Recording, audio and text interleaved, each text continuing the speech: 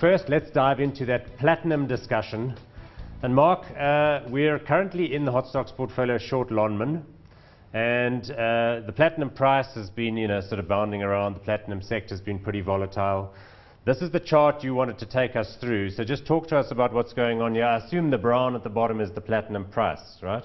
That's correct, yeah. And that's in rands? In rands, yeah. Okay. The interesting point we just wanted to make is since the strikes commenced, I think it was second week or third week in January. Okay, so this is the 10-week type chart that represents the period that the workers have been out. That's correct, and we placed everything at a value of 100 at the beginning of that period, so that's okay.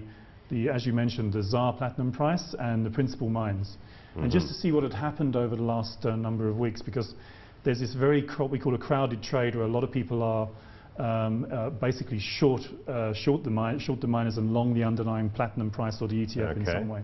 We just wanted to cast some kind of perspective on that. And as a matter of interest, are people long the platinum price in the dollar market, or they long the platinum price for the rands? Because that seems to be an important differentiator. Yeah, I mean, generally, yes. I mean, if you're doing it via spreads and so on and so forth, you can do the quanso, which would be, in the dollar price as such. But there is obviously through the ETF, which is on the exchange, there is the potential to get rand exposure to the platinum price. NGPLT. Because, I mean, people's thinking there is the mines are doing terribly because they're not actually mining anything. They've got the reserves and the resources under the ground, that's one thing, but the demand is still there because cars are selling okay, the main use for there's even been talk that the mines might have to buy platinum in the spot market or something in order to supply their customers, which must be the auto companies and the jewelers. Impala announced that a couple of days ago. Yeah, so I mean that would suggest that that trade would be a no-brainer money spinner, but the problem, are you intimating that perhaps that's a little too easy? Well, I think it is too easy. Well, let's go back to the previous chart. So let's get back to that colourful one that you showed. So the companies that's doing the best, I think, are Anglo Platinum. AMS, yeah. So what's that about? That's the blue line up there. Yeah, well, we see over this time period, the AMS share price has actually gone up by 12% basically in domestic terms.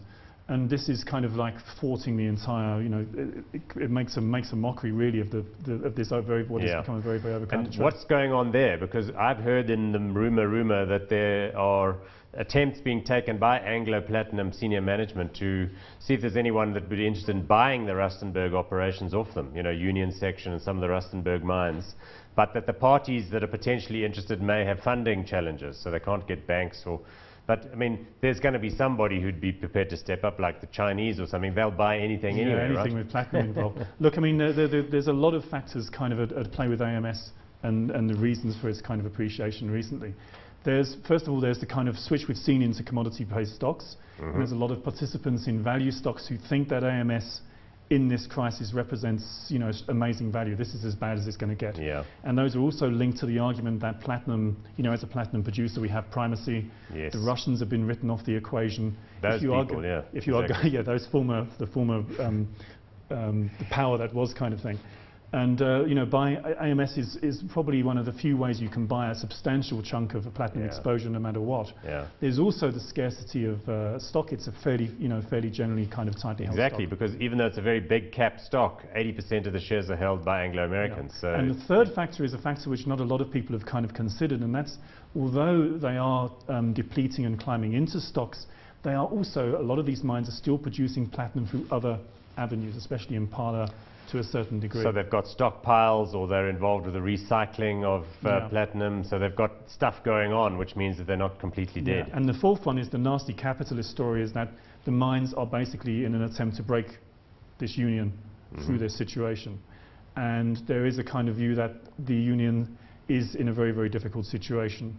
The mine is also in a difficult situation, but for the three reasons that I mentioned earlier, is not in such a profound problem. Okay, so just to explore that nasty capitalist theory, you're saying that the big producers have ganged up against AMCU, and they're looking to really force AMCU to basically come back and accept what they don't want. I think regardless of what we... This puts them in a more powerful position long term. Whatever judgment we make on what AMCU is after, whether it be good or bad, the fact of the matter is the mines are at a point where they cannot move on this issue, or they're perceived as not being, can't move. And if they're not going to move, and AMCU's position is now going to get weaker, I feel, as we kind of move on, and that's the view the markets began to take with the underlying shares. Okay, so bringing it all together, we have a Lonmin position. Why a short position? Because we thought they were the ones that had the most AMCU members, that they got the most at loss. They've got nothing else by way of assets outside of the region.